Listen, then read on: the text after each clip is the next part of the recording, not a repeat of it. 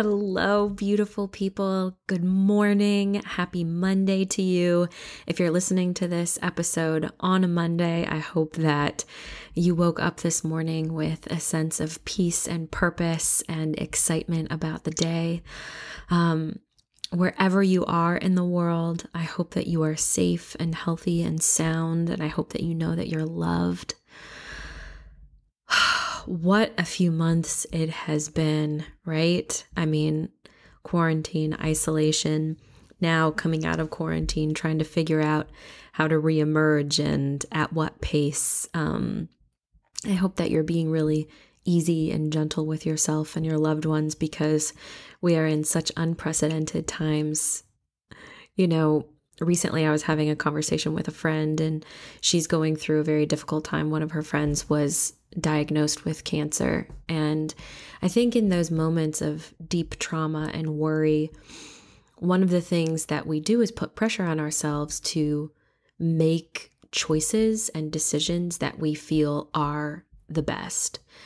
And the thing that kept coming up for me was this thought that I think one of the biggest lies we tell ourselves in life is that there's a right way to do it. I don't think that there is a right way to do it because it's hard and we haven't done it before and it didn't come with a manual. So all of that to say, I hope that you are being gentle with yourself and practicing self-care and self-love because we need it. We've always needed it, but now we need it more than ever. Today, I want to talk to you about courage. But before I dive into the contents of this podcast, for those of you that are new here, this podcast is my love letter to all of you, really. It's the place where I share what I'm learning and I share interviews with people that genuinely inspire me. And so if you're listening, I want you to know how important you are to me and how glad that I am that you are here. If you have questions, please visit jaclynsteele.com/selfdiscoverypod. If you want to submit a question for this podcast that I will then answer on an episode, please do that. You can do that again at jaclynsteele.com/selfdiscoverypod. And if you want to reach out on Instagram, I would love that. I am at Jaclyn Steele. That's JACLYNSTEELE. That is such a fun place for me to connect and share. So I hope that we can be friends on Instagram.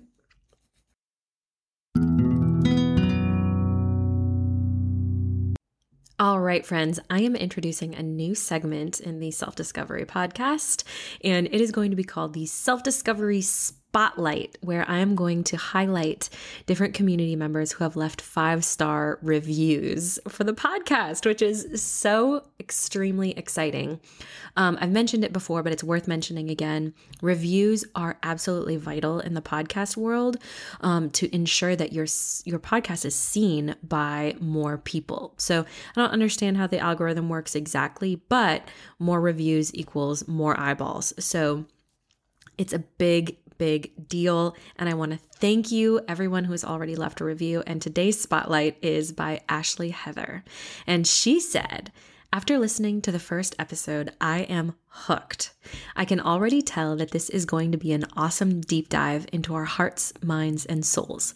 Jaclyn is so relatable and definitely gives me those feel-good Nora McInerney vibes, and she really brings you into her world during each episode. I can't wait for more of this amazingness. Ashley, thank you so much. I love you, and I so appreciate you taking the time to write me a 5-star review. And for those of you who are listening who haven't shared a review yet, please do that. I would so appreciate it, and it would help us spread the joy and love and goodness of this podcast with the rest of the world. So I want to give you a little background on this podcast topic. And I woke up last week in not a panic, but at 4 a.m., just kind of feeling all of these deep feelings. It was an instantaneous creative thought, 4 a.m. kind of moment. And that is where this podcast was born out of. And I think it's so important when we are hit with creative inspiration like that, no matter what time it is, to write it down or speak it into our phone or whatever the case is, however you like to track your creative thoughts, to track them, because I'm so proud of what I'm going to share with you, because I feel like it was truly inspired. And here it is. It's about having the courage to do anything. I awoke at 4 a.m. The air felt cold on my bare and tender skin. The hair stood up on my arms, and my feet instinctively searched for the warmth of my partner, sleeping soundly next to me. My hands felt for the edge of a comforter that urgently needed to fill the empty and icy air around my face. I was reminded of the stories our bodies tell without language. I guess that's why they call it body language. It's a way to speak with no words, and all of us do it instinctively. It's not like learning French or Spanish or Russian when you grew up speaking English. It's something we were born doing. Like a foal who, moments after entering this world, understands that its first order of business is to learn how to stand, no matter how wobbly or out of center that standing may be. Our bodies speak to us, and they speak to others. They tell stories in a language with no sound. Muscles tell the story of a body that works. Scars tell the story of a body that has faced pain. Stretch marks tell the story of a body that has experienced growth. Each body tells a story on the skin. You can see it in the laugh lines. You can observe it in a head perpetually held low. You can feel it in the warmth of an intentional touch, in the gray hair that makes friends with age. But one story the body does not readily divulge is one of courage. No, courage cannot necessarily be seen on the skin. Courage comes in many forms. It can be seen in a premature baby fighting for its life in the ICU, in a young girl who protects her siblings from a father filled with rage, in the least likely warrior on the battlefield who refuses to give up even when it appears the battle has been lost. Joan of Arc famously said, "I am not afraid. I was born for this." That kind of courage cannot be seen on our bodies. It can only be seen in our actions. So what were we born for? What is the this for us that Joan is referring to? And does it boil down to conviction?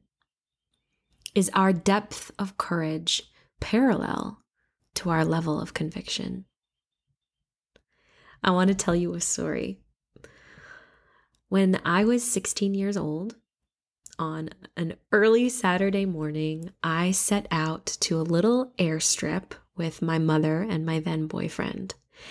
And our mission for the day, should we have chosen to accept it, was to go skydiving. And at 16 years old, in mentally preparing for this day, I felt this conviction that if I was able to go skydiving and face my fear of potential death, then there wouldn't be anything that I couldn't do. Now, in my 16-year-old simplistic mind, I realize now that not all fear can be chalked up to one trip of jumping out of an airplane. But at that time, I was so convicted that facing my fear was the way out of it.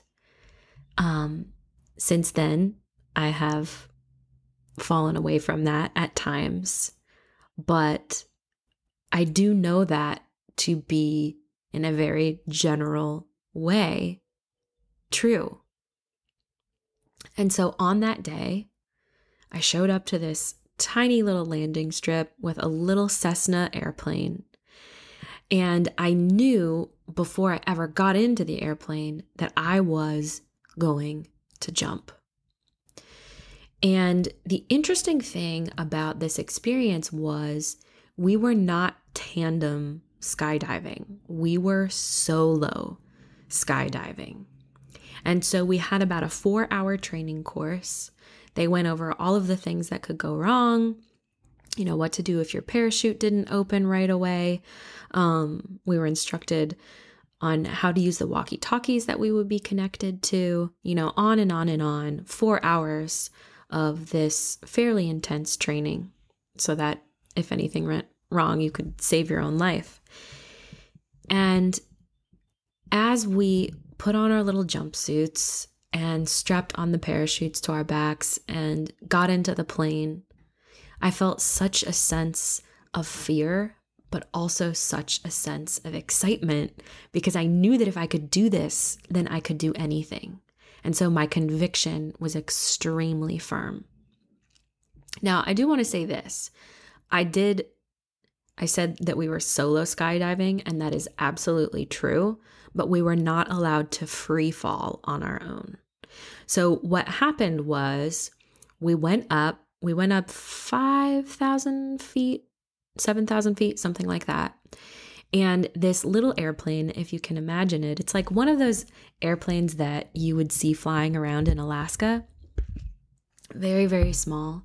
And on the side where the wing is, there is also a pole or a supportive bar that kind of comes down in a V. So the wing is on top, and then this bar comes down on the side, and then there's another bar right underneath the door that you can step onto. And so they had what was called a ripcord, and they strap you into the ripcord. So I got strapped into this cord. Then attached to that ripcord is my parachute. And so then you step out onto the side of the plane, you put your little foot out, and of course it's flying all over the place. And then you grab on a hold of the bar that is just below the wing, and you let go of your feet and you hold on for dear life, and you fly like Superman until they tell you to lean back and let go. And so my 16-year-old self steps out onto this little bar. I grab onto that Superman bar, as they called it, and I lifted my foot, and there I was flying like Superman or Superwoman, Wonder Woman, through the sky at 5,000 feet. And when they tell you to go, you arch your back, lean back, and of course you fly backward behind the plane, and this ripcord opens up your parachute. And so they told me that it was my time to let go, and I did it, and I arched back, and within moments I went from grabbing for dear life on this bar to complete silence and solitude 5,000 feet above the earth.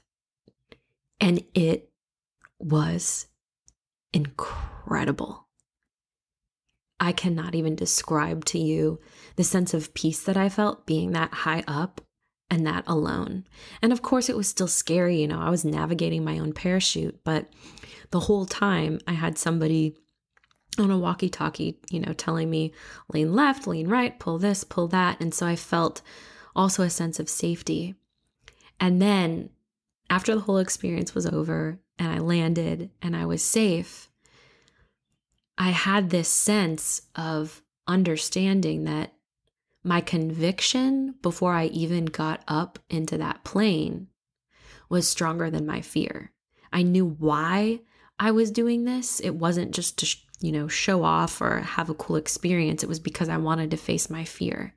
And that is what got me through. So all of that story to share, maybe some of the times that you feel like you lacked courage, it was actually just a lack of conviction. Maybe your Joan of Arc energy wasn't aimed at a cause or a purpose that you felt like you could really stand behind, so your actions didn't reflect that. And here is what I know to be true. Courageous acts aren't just seen on a battlefield. Courageous acts aren't just seen when a man stops a mugger from taking an elderly woman's handbag. Courageous acts aren't just seen in the Hail Mary shot in the last 5 seconds of the game. Courage is when a woman goes into labor and breathes new life into the world. Courage is when a young son takes care of his ailing mother. Courage is when you tell her you love her, even though there are no guarantees that she loves you back. Courage is when you step on the stage and bare your soul. Courage is when you release a piece of art that you created and subject it to judgment. Courage is when you stand up for what you believe in, even if you are standing alone. Courage is when you say goodbye to a beloved pet because their body is suffering. Courage is when you light a candle in the face of your pain and say, I am stronger than my feelings. Courage is when you tell him that he cannot talk to you or treat you like that. Courage is telling your parents you want to be an artist when they are dead set on you becoming a lawyer. Courage is when you need a break from the world and you take one. Courage is when your heart speaks to you and you act on what it says. Courage is when your conviction is stronger than your fear. If you are lacking courage, then let me ask you about your conviction. Is it present? Maybe if your courage is absent, it is because your conviction is elsewhere. This is the perfect time in history to be asking ourselves why we are doing what we are doing. Is it because we feel we have to, or because we want to? And if you are living in have to, where in your life do you feel a strong sense of conviction? And could that conviction be a clue to where your heart wants to lead you? The courage to take the first step toward what you truly want to do is tethered to conviction. It cannot be seen on our skin.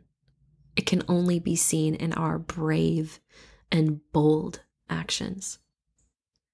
When you are old and gray and looking back over your life, how do you want to describe it to your loved ones? What kind of stories do you want to tell? What kind of heart do you want to lead with? You are stronger than your fear, my friend. You are stronger than any negative feeling you have. So what is it? What is it you want to do with this wild and precious life? And is there something deep in your bones that you want to bring to the surface of your skin and then whisper, I am not afraid. I was born for this. You have been listening to Self-Discovery with Jaclyn Steele. For more information or to submit a question, please visit jaclynsteele.com/selfdiscoverypod. On Instagram, I am at Jaclyn Steele, and that's JACLYNSTEELE. And on YouTube, you can find me at youtube.com/official Jaclyn Steele. If you haven't already, please sign up for my High Vibe Thursday newsletter, where I send one email a week aimed at inspiring and elevating your day, because you freaking deserve it. You can sign up in the show notes or by visiting my website, jaclynsteele.com. May you go and be big and brave and bold today. Remember that life gets easier when we know who we are. And as always, and until next time, thank you, thank you, thank you for listening.